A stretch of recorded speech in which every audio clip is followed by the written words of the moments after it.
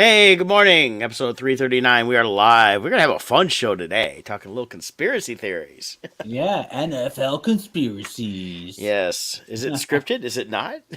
Is it sports entertainment? Yeah. That would be kind of a fun one here. And then a few other fun stuff we'll start off with here. But of course, should probably get started with some ad reads going on here and that. So, Scott, do you want to start us off today? Sure. Let me pull up the screen here. Yeah. Here we go. Team Titans Real Estate. Why? Because you matter. You know the spiel, but it's more than a spiel. Is that a spiel? Is that Laverne and Shamil, Shirley? Shemazel, Haas and Pfeffer Incorporated. Da, da, da, da, da. We're gonna do it. Yep. It's I talk every week about how we really put relationships first and it matters. And I'm going to give a great example that happened over the past weekend. Is I have a client we're looking for some houses for, and a lot of times with buyers, they think they know what they're looking for. They have certain criteria. And the more we interact with that buyer, the more houses we show, we're listening to the feedback we're getting about what they like and don't like. And if we're having troubles finding them something, a lot of times based upon my knowledge of the person, I'll set up my own search criteria for that person. And it may not fit the criteria they think they want. And over this past weekend, it was actually Sunday with the Lions were playing. I decided I'm going to do my own search for these clients and see what I can find.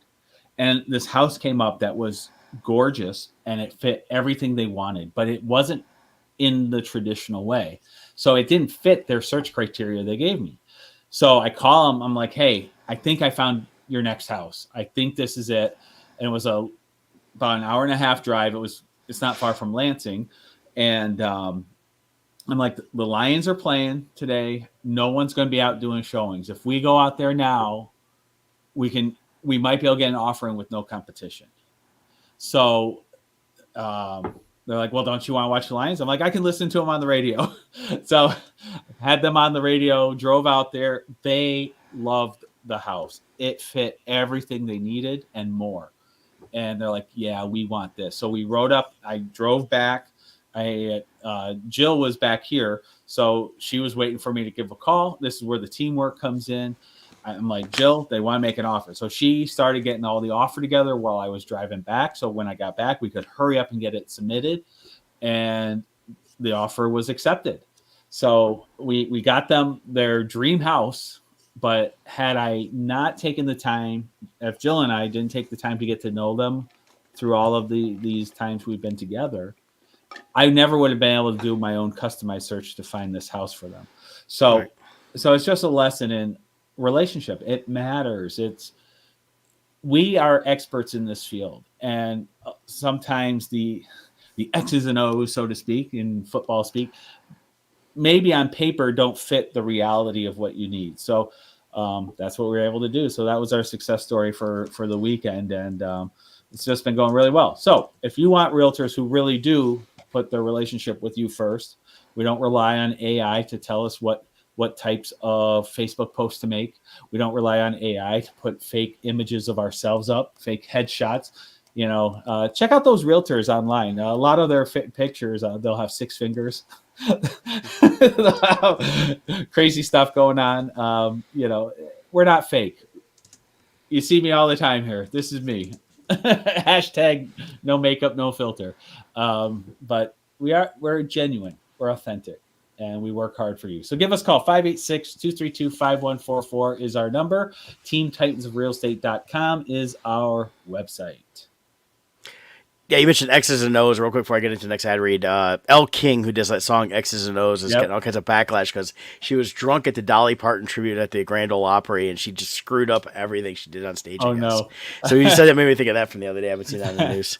So X's and O's going crazy everywhere, but not at Loringer Family Chiropractic Center PC. They take great pride in providing the finest kind of chiropractic care to each and every patient, offering on-site digital x-rays, orthotics by foot levelers, young life essential oils, aromatherapy, full line of vitamins, all in a family-oriented environment. Give them a call, 734-697-4244, or visit them online here at Facebook. You can find them under Larger Family Chiropractic Center PC. You can call now, like, message, all that fun stuff. And as you know, Scott and I both talked about chiropractic care quite a bit. We both believe in it. It works. And it's a great way to contribute to your healthy and wellness. For sure. Yeah. Awesome. So we're going to be talking a little bit about the NFL conspiracy. If you're not familiar, we'll fill you guys in a little bit here. But before we start to show off, just kind of catch up on week. So I know Scott's been busy with his real estate. So he had the deal the other day and that. So yeah, I was hoping to go out and see that movie ISS, International Space Station there. Which bombed over the weekend. Oh, it bombed. It did. And it might be horrible. But there's that one and The Beekeeper. I'm hearing good reviews on Beekeeper. It's just a good old fashioned, 80s style action. And that Beekeeper I want to see. ISS I mentioned last week on the air. I don't really care to see. The trailer to me just looked very, and not to put this because it is a confined type movie, but just very confined where it's just like I'm watching going. It just doesn't feel like it's going to have a satisfying ending, in my opinion. But that's again just based on the trailer. The comparison I heard from somebody who saw it was Crimson Tide. Was it Crimson Tide? The one with Denzel Washington and Gene Hackman. They said it felt very much like that movie. That was okay because that was a submarine movie. Not as good as Hunt for Red October. Correct. Which is one of the Alec Baldwin movies I like. I like Sean Connery in that one, right? And Sean Connery was good in that one. And was it Sam? Oh God, from Jurassic Park. He was the main doctor guy. But yeah, there was good actors in that one, and it was a good solid story. Where the Crimson Tide one. I believe that was also based on a book, but it felt like it was really just trying to capture what that had done, and just didn't really go. But I mean, it was decent, but not great. But neither movie compares to the all-time best submarine movie, Down Periscope. Down Periscope was hilarious. And my friend, who was stationed on a submarine for many years in the Navy, said Down Periscope is probably the most accurate Hollywood movie ever for a submarine movie. He said it's like extremely accurate. It's not as serious as you think. So it's a lot of fun. They play hard and work hard, Well, you got to. I mean, sometimes they're out to sea for 6 months. You can't just be all business. I mean, you got to have a little fun.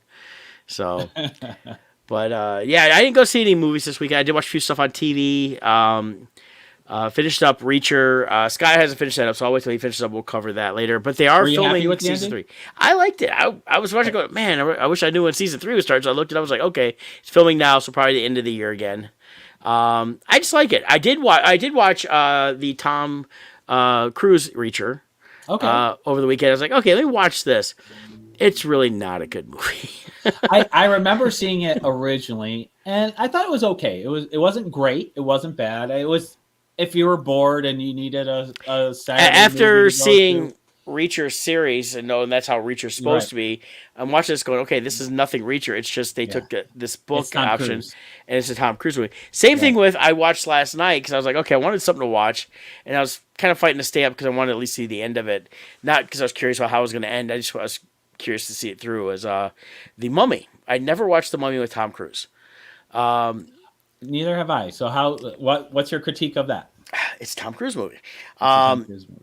It was too much of trying to throw in all these heavy action stuff, running this and that. The kind of story was okay. How they tied it into England made a little sense with the Knights Templar. And it was a different mummy than from the Brendan Fraser movies. So I really felt like she was similar to the what could have been the High Priestess from then. But it just, there was ideas in there I liked, but it wasn't anything that really panned out because it was just too much of Tom Cruise. And I think that if they came from a different direction, almost where it ended, mixed it with stuff in between. I did like Russell Crowe, his character. He was Jekyll and Hyde, and how they kind of look. But I would like a little more of that aspect of it. So I almost wanted the story would have been done better if it wasn't trying to be this Mission Impossible-ish action Tom Cruise movie. Is how it felt.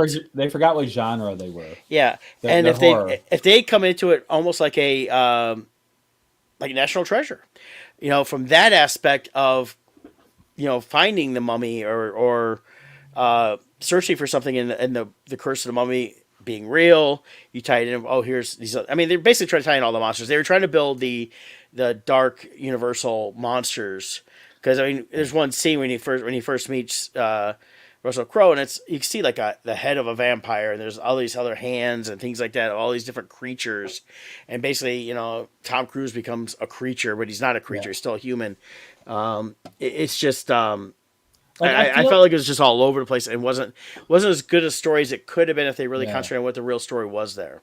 Like, I enjoyed the Brendan Fraser Mummy. Oh, I love the Brendan Fraser. I really enjoyed those. However, if they're trying to reboot their dark universe with all of their classic horror, I want it to be horror. Yeah, I want it to be horror. You can have lighthearted moments, but be a horror genre. Well, and they tried. Kevin Miner is a huge horror fan. Make a movie he will say, that was effing awesome. Yeah, they try to incorporate certain horror elements.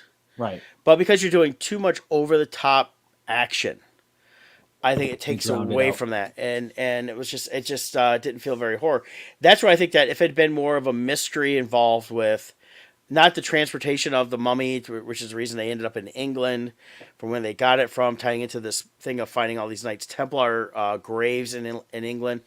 It felt like they were just trying to really do way too much there. But I think if it had been more of a thriller horror story, where maybe it started in England and you find this thing, but then if the Templar graves had actually led to them going and finding the crypt for the mummy and having everything take place there within a horror story would have been better. I mean, the mummy's going to be, all the classic mummy movies are not going to be your straight up horror like a Frankenstein or Dracula or just a vampire movie, stuff like that. They're always a little bit different, but if they dealt with the curse and built from there and then ended it similarly, with however the character, how he ended, and then set up for going forward, which I think they were trying to do. But it felt like that they were trying to make these movies like, okay, Tom Cruise was going to be the monster hunter, while also being a monster at the end himself in some ways, because he was, because he basically has got the mummy's curse on him. Okay. So I thought it was definitely not. To me, if they were like how they were going more with the action route, to me, make a continuation of the Brendan Fraser then franchise, since people loved it so much, or go horror. But to start off with, and then you have the other problem too. Even if you wanted to go full on action like the Tom Cruise, get an unknown actor then, or a B-level actor who is really good that no one, isn't on the radar.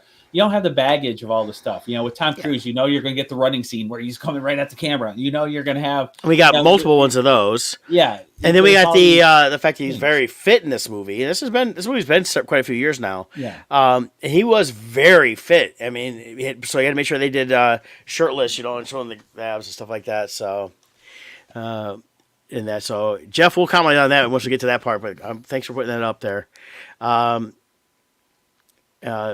But yeah, it's just, I just was, I've been wanting to watch for a while just for the fact that I constantly see this stuff in the horror makeup show at Universal. Yeah. Where they reference it. Makeup was good. They did a couple good scenes, stuff like that, but it just really felt, it just felt too Tom Cruisey. Too much Tom Cruise, too little Universal horror. Right, and I like that for the Mission Impossible because he's the one that started those movies up, and they were far enough away from the TV show that it didn't matter. And then it became his own thing through that. But I think if it had been a more of a lesser known actor, and I think if it had been more of like I said, in the vein of like a national treasure type thing where they're hunting for something specific, and tying in some of the stuff they had, there's a lot of great elements there. Going from there, but I definitely think the Jekyll and Hyde character was not developed enough, because when they introduced it right away, you kind of know it's like, okay, so he's Jekyll and Hyde. His name's Jekyll right away, so they give it away. But there was like no buildup of like, okay, so this guy's actually around. Why is he around? It's actually, it sounds like it would have been better cut Tom Cruise out altogether and make Russell Crowe the lead as Jekyll, and start building the universe there. Or Tom Cruise can act like when he's, what's his name? Les Grossman, was it? Yeah. He was so different in that. Like, if you want to do this horror genre, it would have been a great chance for Tom Cruise to showcase himself in a way that we've never seen him. Yeah, and there's been a few movies here and there that I like Tom Cruise in, where he's actually acted more than just be the Tom Cruise action star, but he does more of the action stuff. And, so it's I think it was definitely the miss there was they came in thinking they're gonna have this huge hit with a big name, and it's not. It's just like what we're talking about football. If you notice, most of the really top football players are not the first round draft picks. They're the guys that have fought hard to be there and want to be there and play hard. Look at Kelsey from the Eagles. Not the Taylor Swift one, but the other, his brother. He was not a top draft pick. Also known as the sexiest man alive, according to People magazine. Well, yeah, he took his shirt off at the game and was, I saw a thing there. I guess Mahomes' dad, they had to have, his wife had to have Mahomes' dad go and yell him to get back into the suite because he was out there. They showed him on TV more than Taylor Swift. He's shirt off, in this freezing weather out there. He's drinking a beer and he's cheering for his brother. And there's a little girl with a sign. He got climbed off the window, went down there. Picked up the one, took a picture with her sister, picked up the other one with the sign, walked her back up so she could see Taylor Swift, waved to her because his sign says I love T Swift, and which I think that's kind of cool. But he was having so much fun because unfortunately his season's over because as we get into the conspiracy theory, his colors were not in the logo. Right. Not this year anyway. So, but next year. Yeah. So I watched that. I've still been keeping up with the Percy Jackson series on Disney Plus. So I cut that up this morning. It's okay. I really feel like it feels so drawn out with all these episodes. There's 8 episodes. Next week's 8. Gotta be the final one. It's okay. I just feel like it's drawn out, and I'm sure it'll get renewed because they're putting a lot into it. But I have to go back and watch the movie they did a few years ago. Kind of compare that at some point. But other than that, really, I just kind of not been watching anything too much. Watched a lot of football over the weekend because we had some football games, and then bounced around just on YouTube a little bit here and there. So nothing big deal for me on watching stuff. So yeah, I'm gonna switch my phone over. I think the internet's getting slow, which I don't understand because this building is like empty right now. Well, it's because they have cheap internet. They do. Well, no, he upgraded to the commercial high speed actually like 2 years ago, so that's what's they may have too many computers running constantly that should be shut off, maybe. So let me, as well as when you put everything else on your internet, when you're dealing with cameras, like home rings, things like that, and then of course you got every printer, every computer, and if people aren't shutting their stuff down or they're leaving it up to run all the time, it's constantly just going to be pulling on the bandwidth. Right. And it'll only do so much. So, well, I'm switched over now, so hopefully it won't slow down. I hope so, man. Now I'm on the cellular. Yeah. Thankfully, I have unlimited data. So, besides real estate, what did you do this past week, Scott? Anything exciting? It's not much. It's interesting because even when I have downtime now, the state of it kind of popped in my head when you mentioned the Percy Jackson. How I was like, it's okay. It feels drawn out. I was reflecting on that this week is whenever I had a little bit of downtime, everything is so mediocre on streaming lately. It's like I start stuff and it's like I get halfway through and then I'm like, do I even want to finish it? Like it starts feeling like work and it's like, maybe later. So there's just not much I'm getting excited for, though I am getting excited. We'll be touching on it later is the Bad Batch trailer came out. So I am excited for that. Yeah. So we'll talk about that later. Of course, football has been great. And, you talk about the Kelsey brothers. What I am finding myself loving is their little podcast clips, watching the two of them interact. And it's funny because, you were talking about Jason Kelsey being at the game cheering his brother. He was talking about how rare it is they get to be a fan for these things. So right. He got to be a fan, because they're working usually. So he got to enjoy all the fun stuff while his brother is still competing. But what really amazes me, and this is where fans need to maybe get some perspective. When their team loses, like their whole winter is ruined. Like these guys, they just lost. They're out of the playoffs. He's fine. He's talking about it. They're talking to other players that they go against, and it's like us at work. Mm-hmm. It's like, oh, remember that day? They're fine. They've moved on. Their winter isn't ruined. Well, I'll tell you, it's I like the Kelsey brothers podcast. I haven't listened to a Yeah. lot of it. I like their clips. Their You know, insight is interesting. they definitely could. It's like I really think that Travis. Now they were talking about him retiring. He came back and said, "I haven't announced it."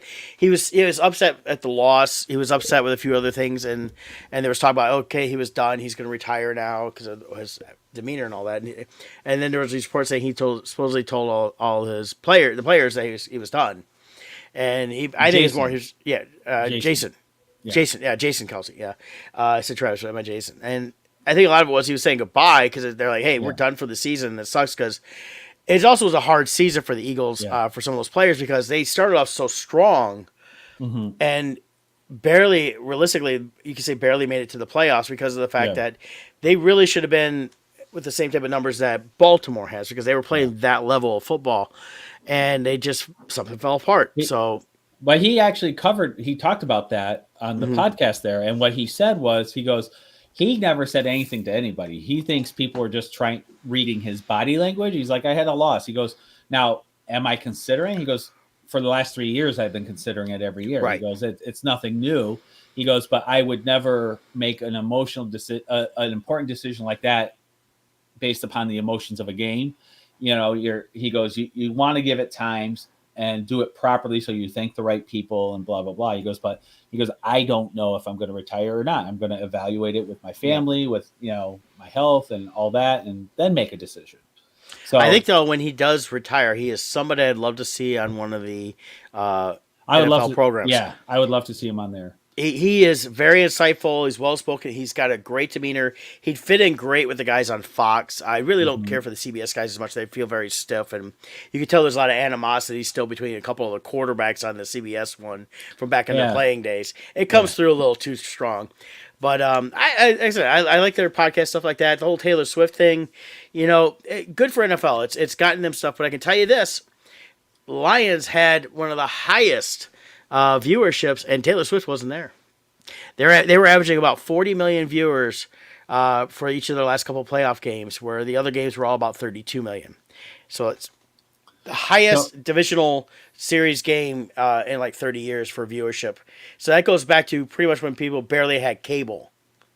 Right. So if Kansas City wins and the Lions win, are we going to have a music battle at halftime, Taylor Swift versus Eminem? Well, that's what everybody wants. Halftime show. Well, no, man, they've already announced the halftime show. The halftime show's already Usher. That's not going to change. No, and actually, though, Taylor Swift versus Eminem. Taylor Swift will not be at the Super Bowl because she's already scheduled to be in Japan the night before. So I doubt she would actually be able to fly back to see this. She might, but I think it'd be a little tough because I believe she's doing her Asian tour then.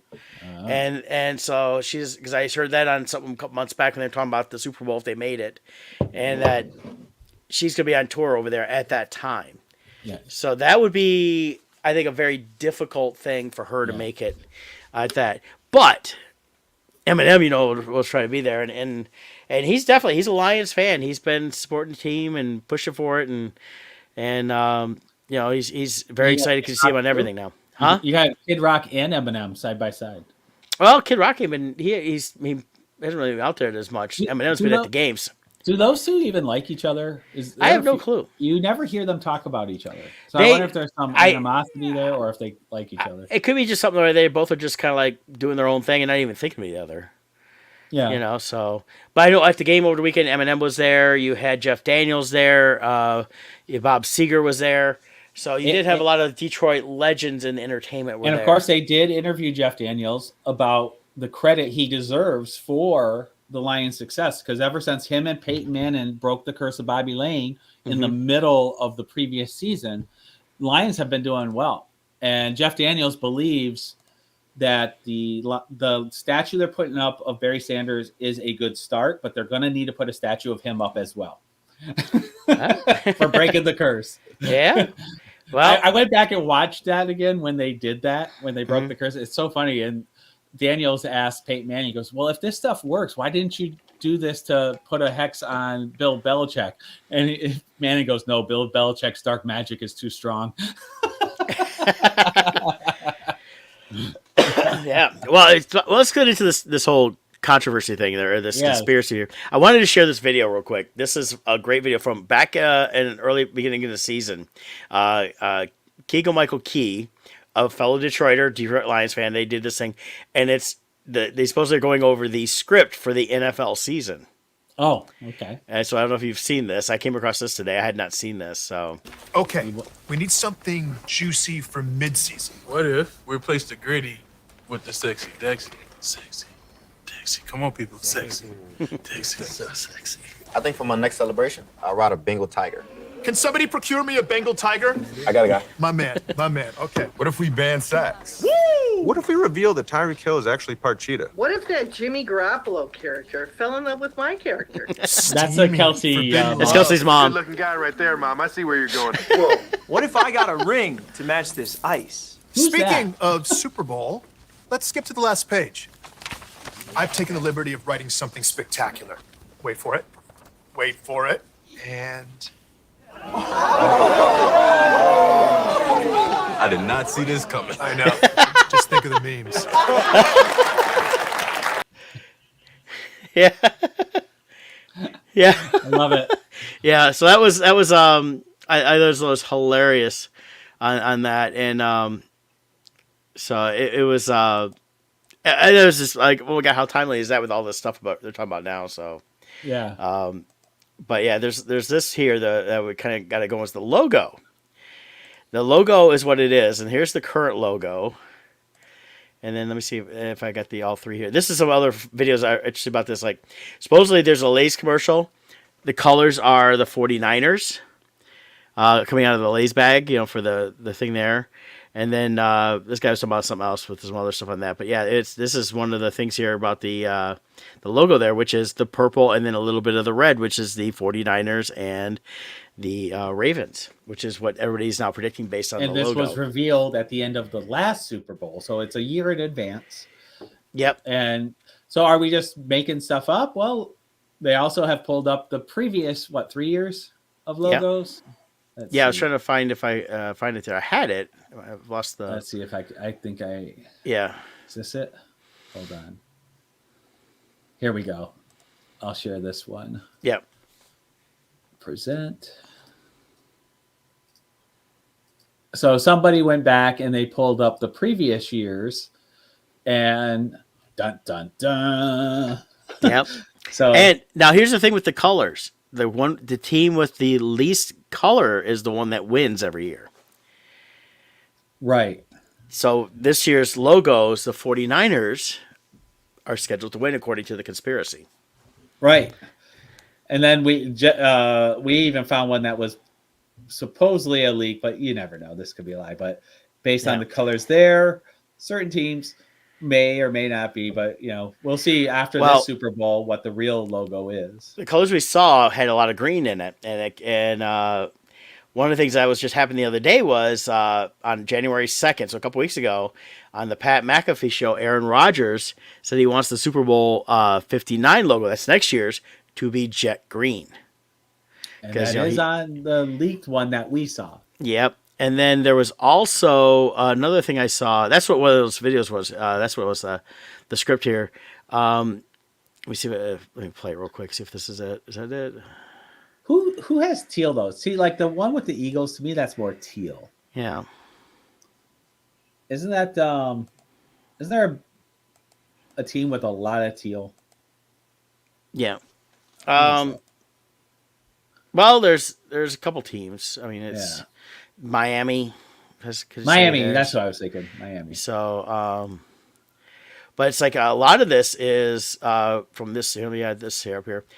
This you can kind of see it right in there. It's kind of hard to see there.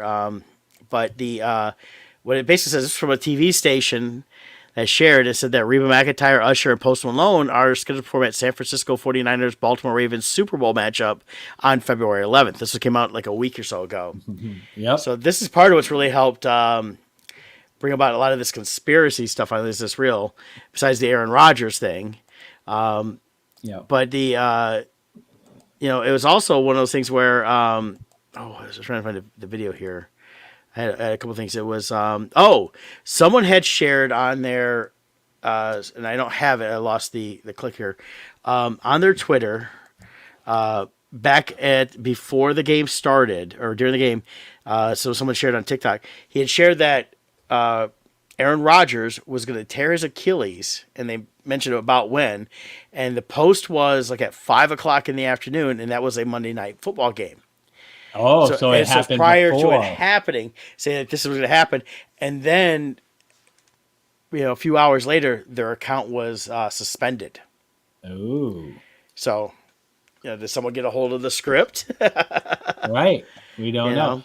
So, But what would be the motivation for cheating? There are real motivations if it was happening. Well, here's something that we Or kind of talked about yesterday. pre-scripting, I should say. Yeah, pretty sure. One thing is this: is what has changed in the last 3 years in sports. That's been the biggest thing. Sports betting in a majority of the states. It Right. got legalized. Right. That's one thing there, and two is it's a And you're great. talking billions of dollars. Yes, and I believe that this is also a way for people to, in multiple states, to, that are tied into this conspiracy that, hey, we need to transfer wealth a certain way so it doesn't look, suspicious. But so if someone wins, Right. $30 million or $50 million or $100 million on a crazy bet at the beginning of the season, Right.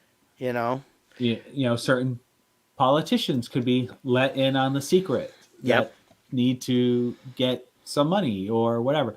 Just like art. Art is another one where money is transferred because art is subjective.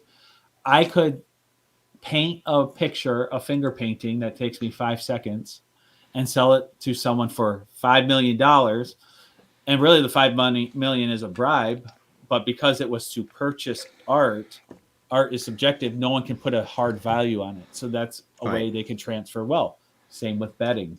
All you got to do is leak who's doing it. So it could be very much a real thing.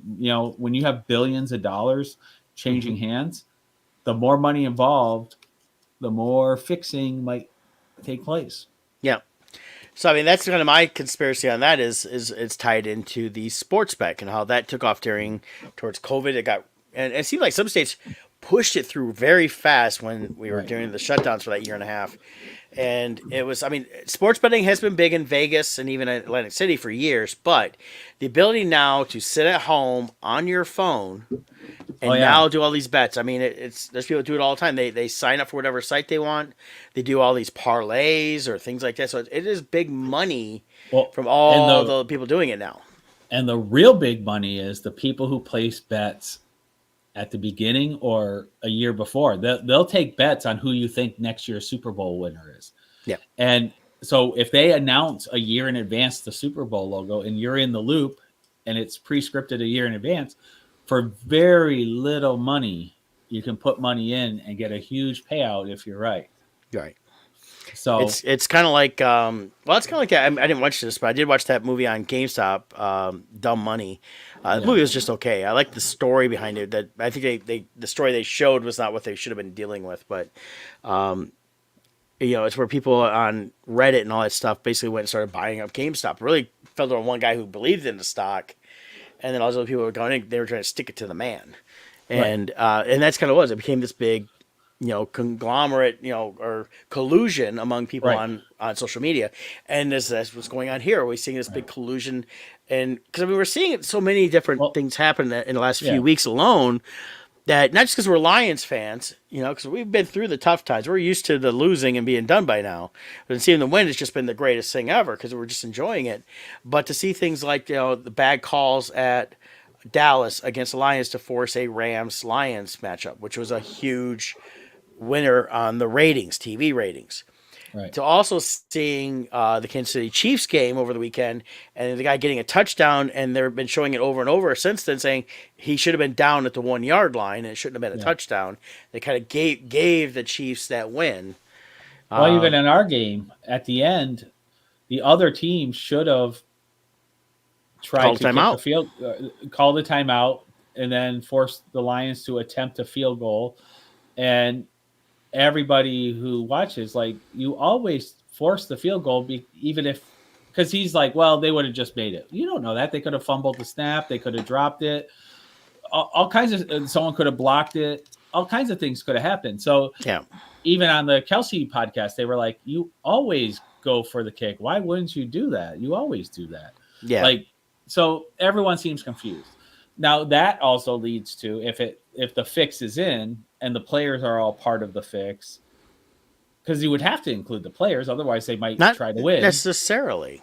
You might want to. This could be such a higher level that it's little things like, that could be just a guffaw that happened. Where Yeah. I mean, Goff he went down too soon. He should have held onto the ball a little bit longer, and then it definitely would have ran the timeout. But they had an extra few seconds of what would have happened, Right. And there could have been a chance that they could have actually got the Right. ball, did a Hail Mary, and then 2-point conversion or whatever.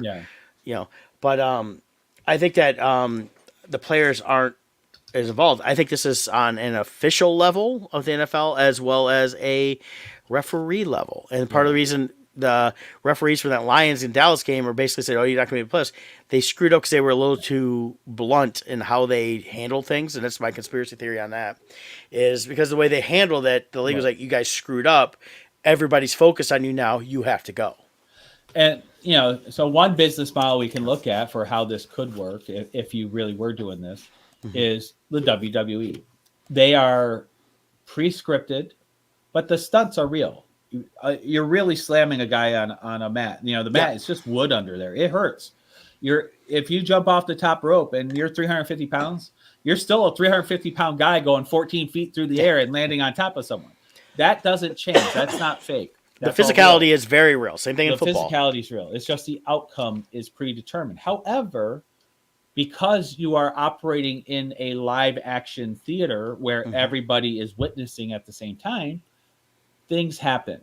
And in WWE, when unexpected things happen in real time, the referees are instructed to call it. Like if somebody accidentally pins someone else, the ref has to declare that person the winner, even if it wasn't in the script. Right. So they have to, because you're on a live stage, the ref has to improvise and acknowledge the reality of what actually happened. So a great example, there was this match, a Big Show, I forget who he was against, and it was like Survivor Series or something, and someone had to get thrown through a table.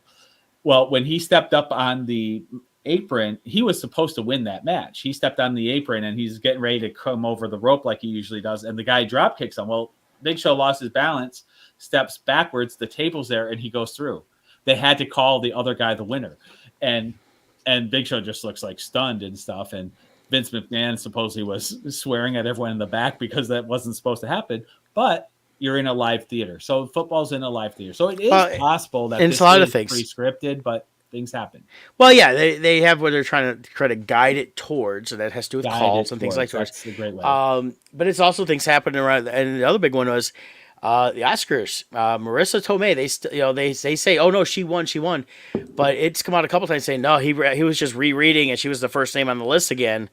He didn't read the winner. He read the list of nominees and read her name first, thinking it was winner because he was drunk, and and so she went. And not saying she didn't deserve an Oscar for My Cousin Vinny. I like My Cousin Vinny. It was funny. I think she's a good actress, and that. But it's there's things that are going to happen that change outcome. Yeah, and WWE wrestling is definitely one of the big ones because again, things happen. Someone does something. There's been interviews over the years, like with Hulk Hogan, and all this, talking about, they'll be in the middle of a match and they'll say, okay, we're going to do this and this, and then we're going to change up this, knowing what they're supposed to do. Because they practice what they're supposed to do ahead of time, not physically, but so much mentally of where they're going to go. But sometimes some things are happening or the crowd's not in it, so they'll do an audible, basically, in wrestling to change up to get the crowd back into it. Or sometimes someone gets the wrong person mad, and like Bret Hart, they call it the screw job, the Montreal screw job, where only one party knows the ending is, and the other one is completely blindsided, and people are mad. And so you have like the NFL. Is it pre-scripted or not? My honest answer is I don't care. Yeah, it's fun to watch. These are athletes performing at a high level. I don't make any money, win or loss. I'm not on the team. My paycheck doesn't matter based on their win or loss. So I don't care. It's fun to watch. I think football is, out of all the sports, there is no better slow motion sport. When you play football replays in slow motion, it's amazing how much is happening in those like 2 seconds of a play where you can see their eyes looking in slow motion, finding the hole, and as it parts and them getting through it. It's amazing what they do. And so I don't care if it's pre-scripted or not. I enjoy it. That's all that matters. I just hope if the fix is in for San Francisco versus the Ravens, I hope because the ratings have been so high for the Detroit Lions, I'm hoping the NFL will call an audible and say, you know what, this is too much of a story. We got Well, put and with all the conspiracy theory stuff of the logo, stuff like that, I could see that happening. And it could totally be legitimate too, where they are actually playing each other. The argument against it is any conspiracy, you got to keep it to as few people as possible who actually has the inside knowledge. Otherwise, it'll leak out. Yeah. And I would imagine it would be hard to keep. You would have to have, even on a small level, you're probably talking at least hundreds of people involved for it to be pulled off. So I would think it would leak out somehow. All you need is possibly one person mad, especially in this day of, people can do screenshots and secret recordings. Yeah, but the amount of billions of dollars the NFL brings in all the way around. I think money definitely I think they're able to control it because basically some of these people are like, well, you don't want to lose this, and basically this became this times X, and they're getting more. But it's definitely I think an interesting thing going on. I think whatever happens this weekend will be key on that. If it is the Ravens and 49ers and they handily go through their stuff, it's kind of like, okay, maybe there is something there. And then if the 49ers win it all. But the 49ers last weekend, they barely beat the Green Bay Packers. Now, was it kept close for fun or for ratings or whatever, or was it just the fact that the Green Bay Packers came in going, we have nothing to lose, let's get out there and play hard? Lions have nothing to lose. You see someone like a Campbell and stuff like that. These guys are emotional, and that's why I feel like the players and the staff are not part of it. Because if they were, I don't know if they'd be as emotional as they are. Right. I think it wouldn't come across as genuine. So that's where I really think it's really on a very select level within. Yeah, because these guys would have to be amazing actors to do that. So who knows? And even like on the announcer level, like I know in WWE, for instance, some of the announcers say they don't want to know what the script is, so that when they're announcing it, it sounds genuine. Right. And I don't think I really think if it is a true conspiracy, I think it is at such a high level. We're talking like a Roger Goodell level and a few people within there, and then a few people within the referee thing, that they have a few key points. Like the guy that calls the bad things all the time against the Lions, or there's one there. I think he's in on it. The other ones may not be, because sometimes you watch these refs and they're arguing, on was there a penalty or not. Right. So yeah. And last thing, and they've changed with the refs. A lot of the calls have to be sent up to either the booth or / New York, and they make the final decision on that stuff, especially on reviews in the last couple of minutes of a game. And sometimes those reviews come back and it's not anybody on the field made that decision. Right. So. Yeah. So all I know is I'm having fun. It's nice to have the Lions doing well. I've been very negative towards the Lions for many years, but it was always, I think we were clear in our critiques. We were always criticizing the ownership. And I do truly credit Sheila Hempford for, and they gave her a lot of good props on the national broadcast last weekend. Yeah. They showed her how excited she was, and that's where I think it's not an owner's thing. I really think it's above that. I think it's what they feel is going to be the big draw, because they want certain teams, just like all the sports. When you have certain teams that make to the finals, and they're not popular teams, the ratings are down. Yeah. Right now, pretty much the whole country is like, oh my God, the Lions. This is like the Cubs year of 2016. Yeah, this is huge. The last game was the highest ratings NBC had for any sport ever for NBC Sports. Well, no, they've had higher than that. But it was the highest in 30 years just for the divisional series. They reported highest for any sport when I was watching. When I read this and everything I read was the highest divisional series in over 30 years. Keep in mind though, 30 years ago, not everybody had cable or multiple channels, and football was only on the national channels. They were not on streaming and everything else. Right. They had the highest on the streaming side ever. Okay. For Well, maybe sports. that's what they were reporting. And that's probably what they reported because they're making a big deal about Peacock. And of course, there's been higher rated sporting, especially Super Bowl stuff like that. But the last several years, a lot of those ratings were down, and to see them come back up is because there's actually something people were excited to watch. And God, people across the country are like, yeah, they may not be Lions fans, but they're enjoying watching it because this is the true Cinderella team that goes from not too long ago being 0-16, actually more than that, 0-25, I think is what they end up being if you cover the 2 seasons. But it's, to being 3 and, whatever they were the first year for Campbell, to now winning their division and now winning 2 home playoff games. Yeah. And a lot of props to the fans and everything else that have been there because they keep it loud. A lot of people are saying the Lions are now America's team instead of the Dallas Cowboys. Yep. So and that's not cool. just us saying it. It's been people nationwide saying it. Well, Americans like underdog stories. That's why movies like Rocky do so well and different things. We like underdog stories. And with the Lions record, it's kind of impressive how bad they've been for so long. And the culture was changed from the top down between the owner, between Dan Campbell, the general manager. They declared what type of team they want, what type of culture they wanted, and they built it. And props to them for doing so. That was awesome that they did that, and we're seeing the payoff. And I think the other thing too is just the Lions have been releasing so much inspiration, like the locker room talk, the sideline talk, how Dan Campbell is, how the other guys are.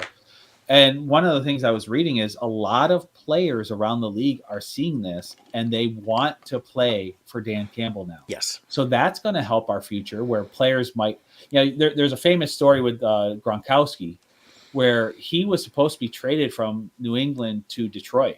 And he's like, oh, hell no, I ain't going to Detroit. Yeah. So as soon as he heard that, he called the ownership or the whoever in the Patriots organization. He said, you can't trade me. I'm retiring this year.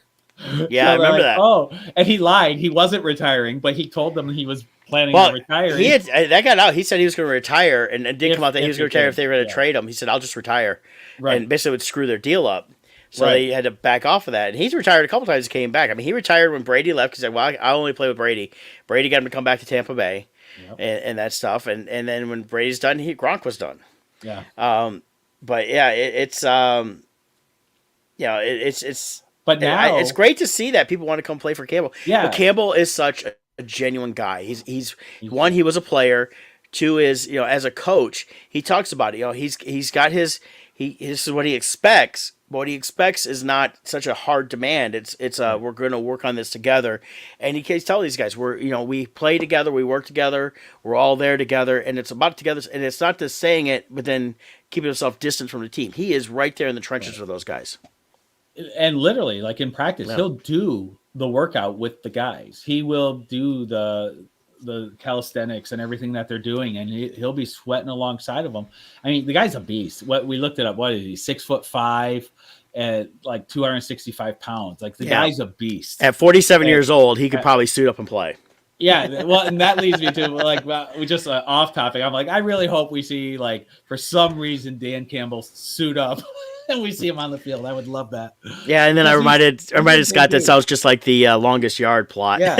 Well, if the NFL is scripted, it's not going to happen. But yeah, I do love the fact that a lot of players have come on, especially ones that have been done. It's like, if I went to the Lions, I'd love to play for a Campbell type player because he really does. He knows football. He's smart. He knows the teams. The other thing is he's also gives praise to where praise is due. And they keep talking about losing his coordinators after this year because it happens. He's got 2 an offensive defensive coordinator, both really.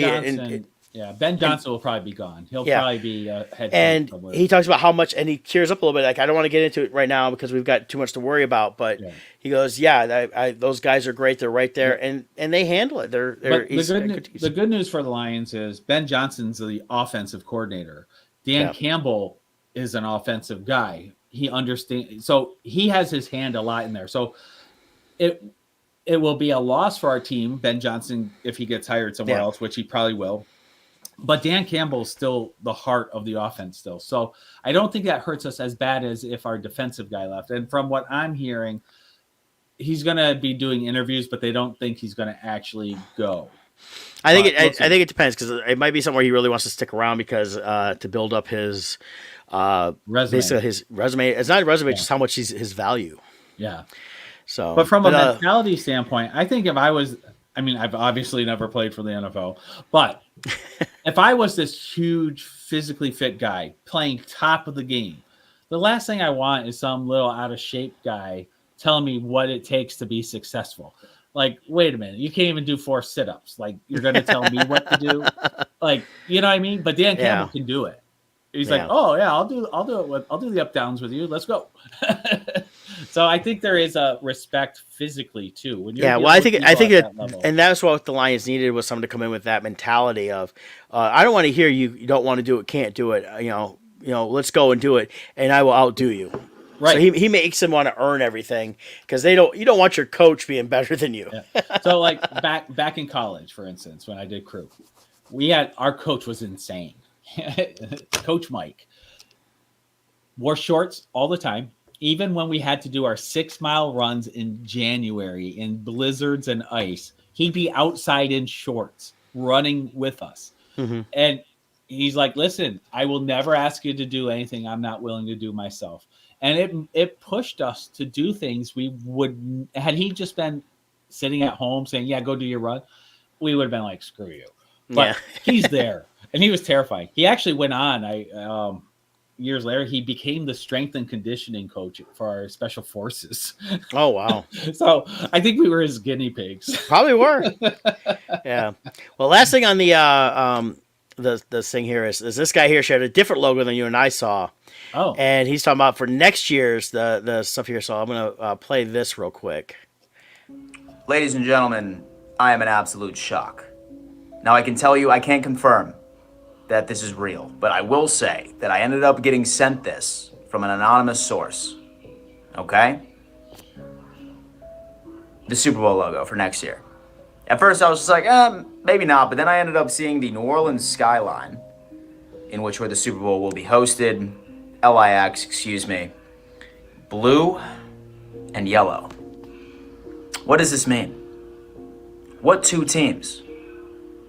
Is this Buffalo Bills and Los Angeles Rams? Nope. In 2025 in New Orleans? Is this Pittsburgh Steelers? Nope. And New York Giants? If this Super Bowl logo theory conspiracy holds true, and if this logo is real, I honestly don't even know what to think anymore. Sound off and let me know your. Yeah. So with that, my thought is this: if that is the logo, that is the Chargers with new head coach Harbaugh from University of Michigan going for his thing versus the Detroit Lions. That looked Lions. That looked a little more Honolulu bluish. To me, that looked purple. It does look purple. I think it's just his coloring in that, but he says blue. So what if it is the blue, one we found before? It was green and it was a blue. Green, but the green we were speculating either Seattle Seahawks or the Jets.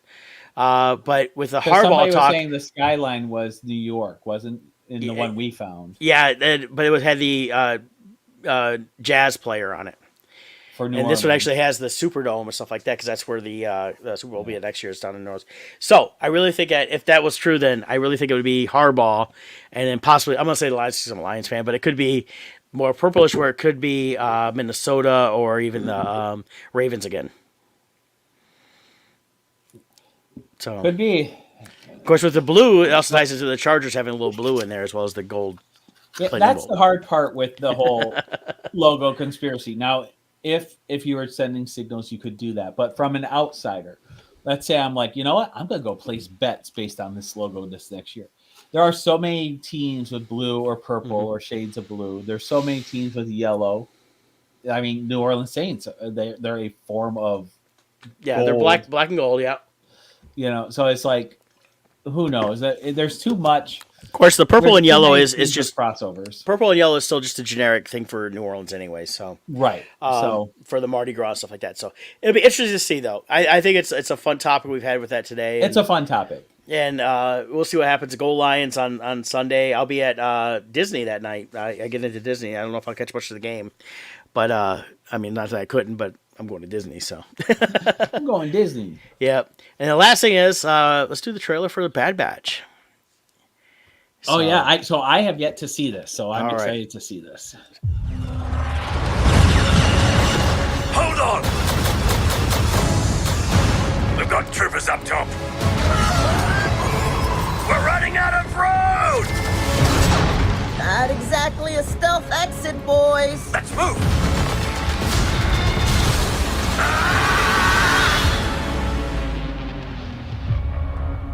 I thought that the end of the war would mean an end to losing more of our brothers.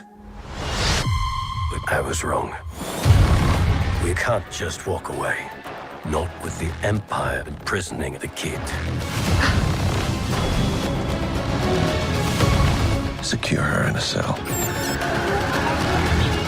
Omega's been waiting for us a long time. Our mission is not over yet. There is nothing of greater importance to secure the future of this empire. Whatever is needed to accomplish this goal, you will have it.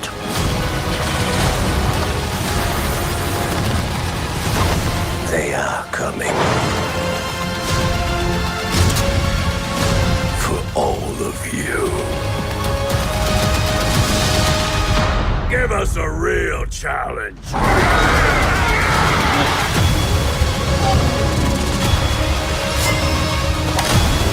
Everyone down! We're not big on following orders. I wasn't planning on killing you, but you're making it very tempting.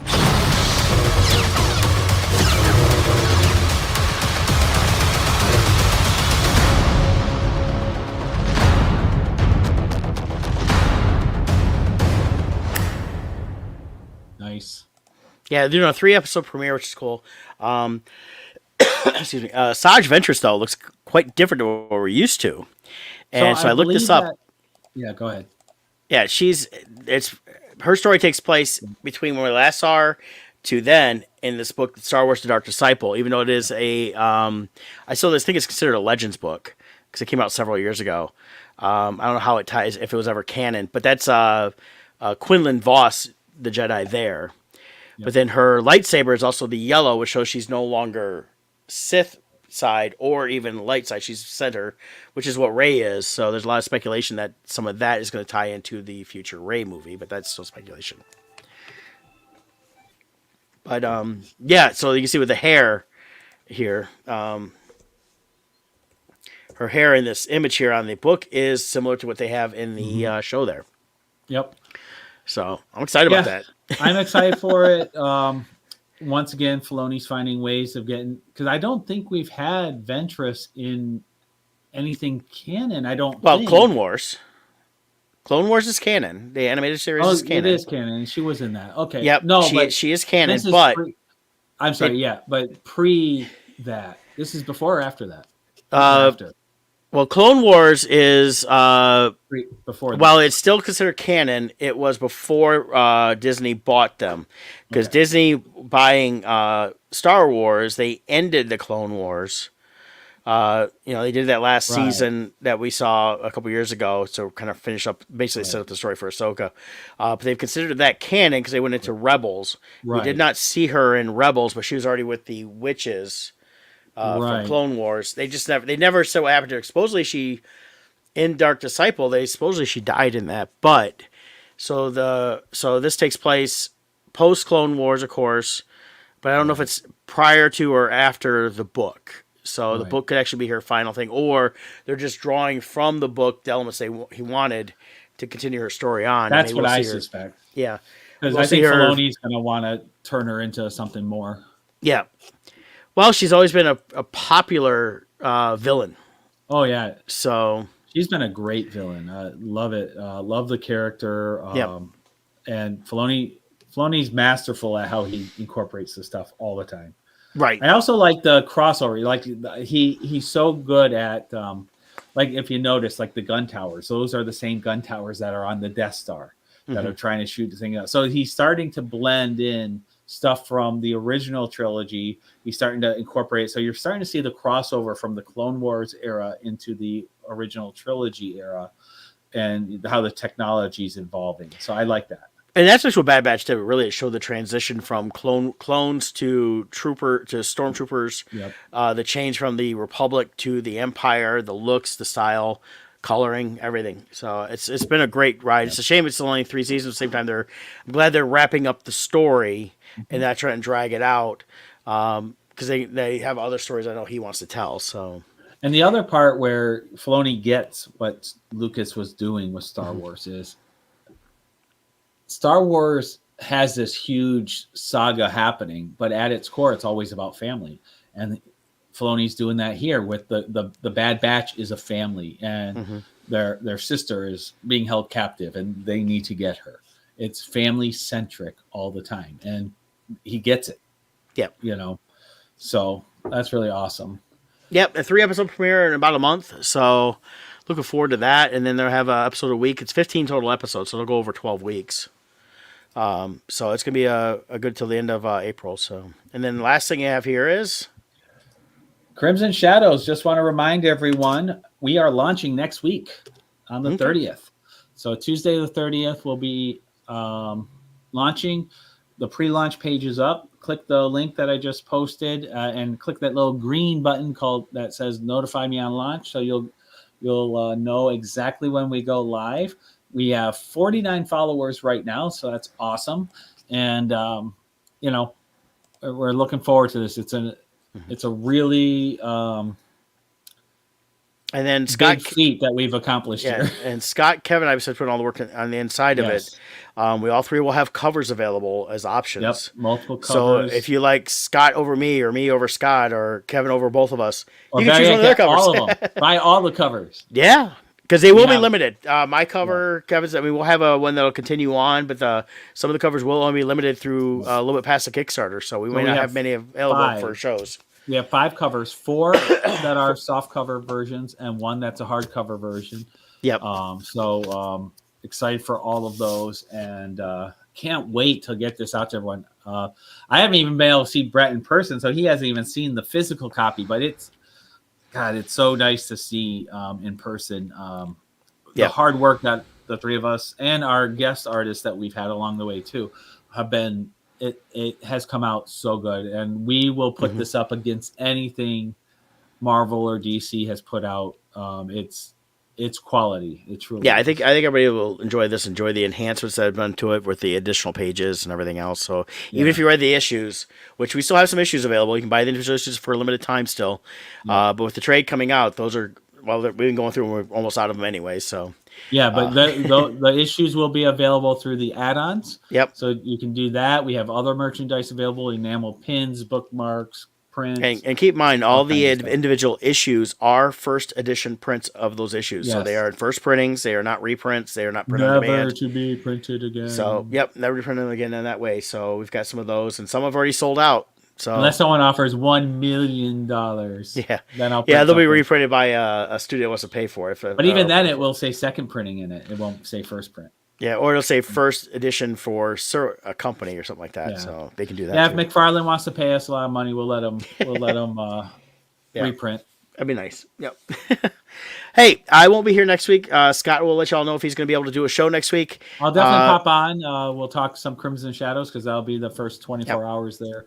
So I'll do that, and then I'm back in 2 weeks, and then so I'll have some updates, some pictures, things like that, and then I know we'll do it after I go see it on the 10th. But you and Jill are seeing Wicked pretty soon. That's in February. Yep, that's coming up in a couple weeks here. So I see it the week after you guys do. So we'll talk about that production in Detroit too. And I want to hear what I'm really excited about with your return from Florida will be your first time experiencing Galaxy Edge, right? You're going. Yes. Yep, I'm gonna have a couple days there. I have a Sunday, and then I've got a Wednesday planned there. I'm very jealous. So I will be definitely spending a lot of time there. That's awesome. Can't wait to hear your account of the Millennium Falcon. Yeah, I'm gonna try to get all the rides in. So I'll see y'all in 2 weeks. Bye.